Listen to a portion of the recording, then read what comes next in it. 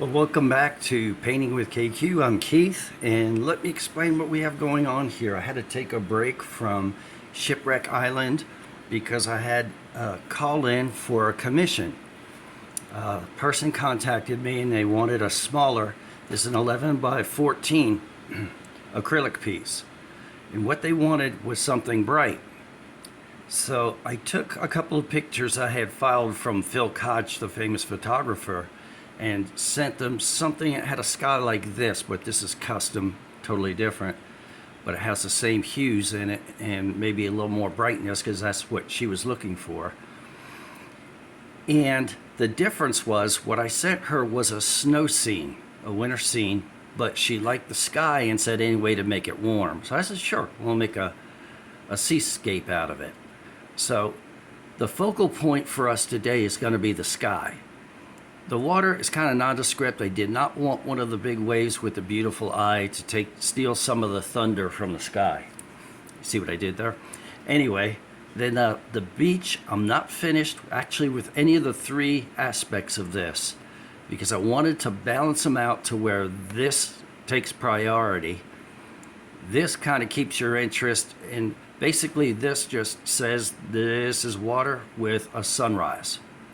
So I've got my little set of detailing colors here. I don't have a whole lot there. The reason that the yellow is spread out like that, it's a heavy body.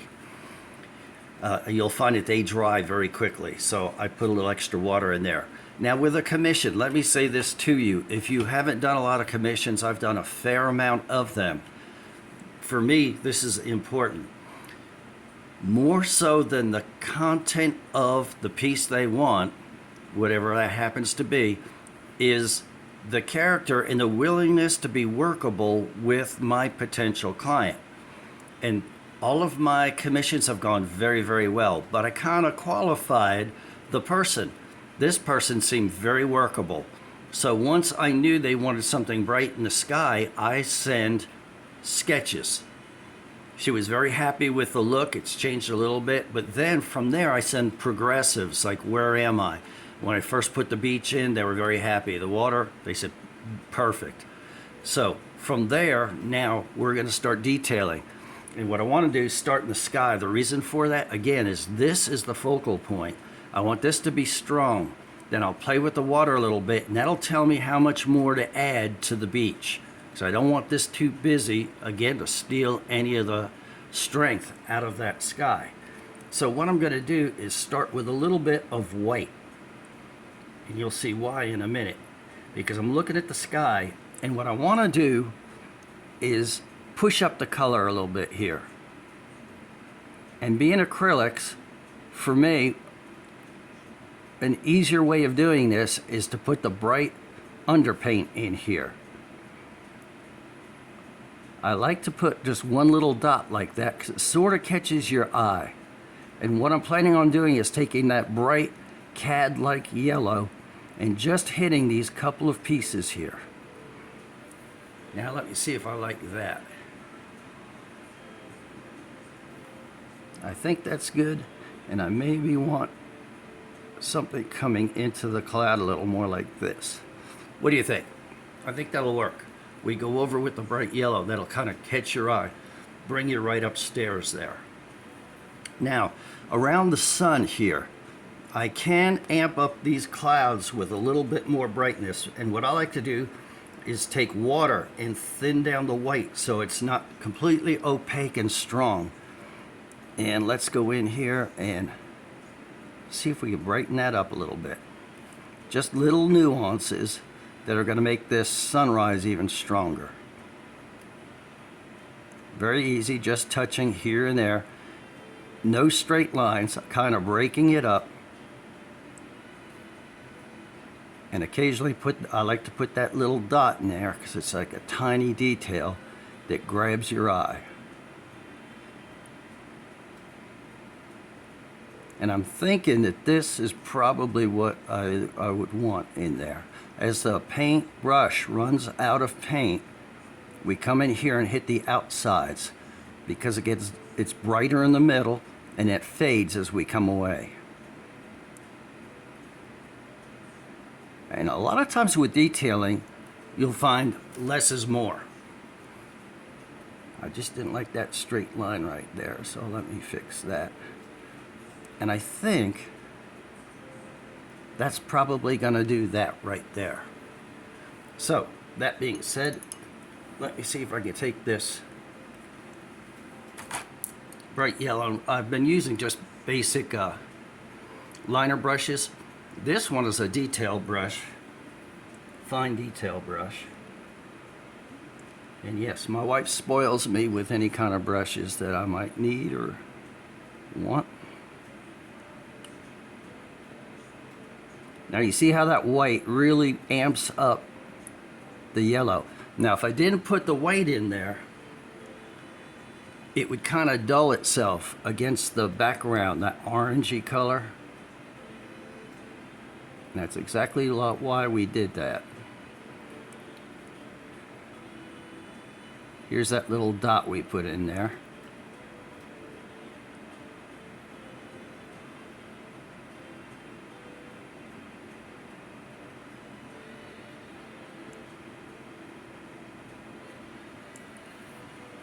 Okay, what do you think? Didn't that brighten that up now? And if you want to, you can take a little bit of, say, the white and yellow mixed together and push up a little bit of the color in here so that it's not like dull orange to straight super bright white. I could just mix the white and the bright yellow together. And you see how those details start to shape that up? Enjoy your eye in. And again, because I don't have the bright white under there, it will not be as bright as these couple of colors here. One thing I would like to do, I know you're probably saying the same thing, is get these ends pulled together a little better. Perfect for me. Is it perfect work? No, it'll do. Because, you know, clouds, the beauty of doing clouds, you can see almost anything in the sky. In this particular look, you won't see green, but there's an awful lot of color that you do see.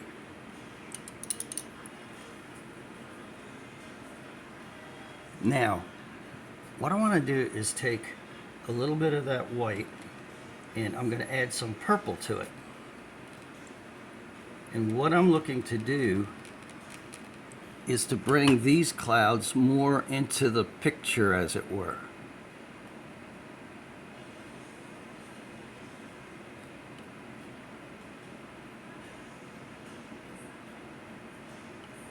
And what that's doing is bringing depth to the overall look. You see that? This is kind of flat. This jumps a little more, but I don't want to do all of them. That's part of the key for me when I'm doing detailing, is not have the same saturation and brightness throughout, but mixing it up. And what I'm doing, I'm just adding some white to the purple. And what I have is a little bit more purple than white here, so they're not as bright as those that are closer to the light source, which is the sun for us today.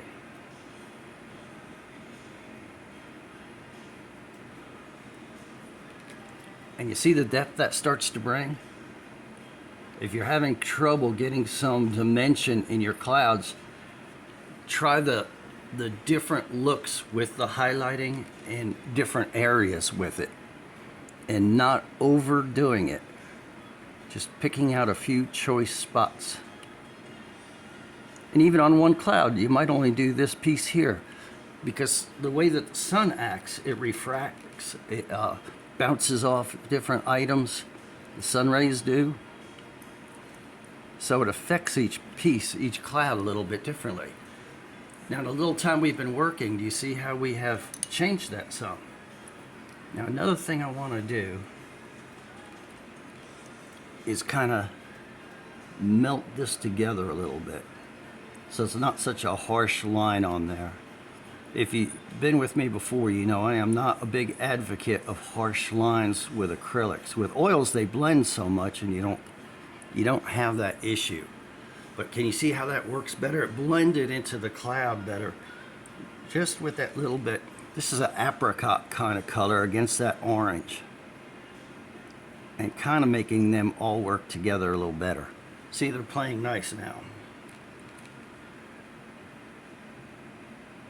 So if I were you, I wouldn't be afraid of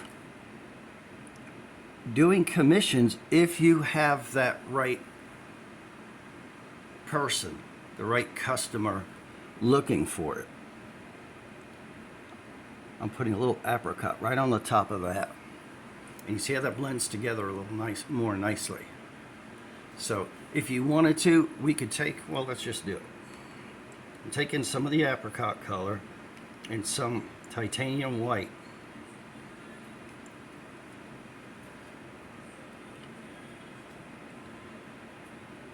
Just gonna touch a couple of these back here.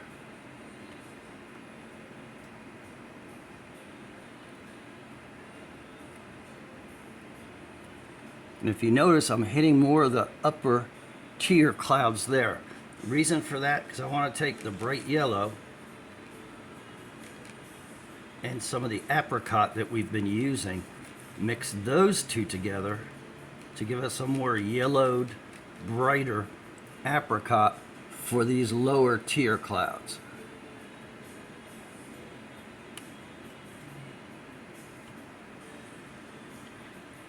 And you can see the colors start to come together there, huh? And like we were saying, you can see almost anything in the sky outside a bright green on a painting such as this. So you want to change your colors up. If you want this gray, make it gray. You want more purple, go for it. Purple and pink are beautiful in sunrise and sunsets. Now as this starts to come together, and I'm happy with it to the point where I'm saying, okay, I'm going to leave it like that. I want the eye over here. I'm not going to mess with this too much because I don't want to distract and do a shotgun kind of effect. I want the eye to come here. So what we're going to do next time is we're going to mess with the water and try to keep this from taking over this. I'll darken the outsides and then enhance this coming across here. We may play with a sun ray or two, we'll see. The water down here, I don't want to do too much with that because I don't want it to take over. Then we can talk about how much more we want here, because don't want too much. Anything we're going to put here is going to be small details, because I feel that that's enough to keep this realistic and in balance with the rest of the painting. I sure enjoyed having you here with us today, and next time we're going to have just as much fun. And as always, I hope you have an incredible day. Thanks. Bye now.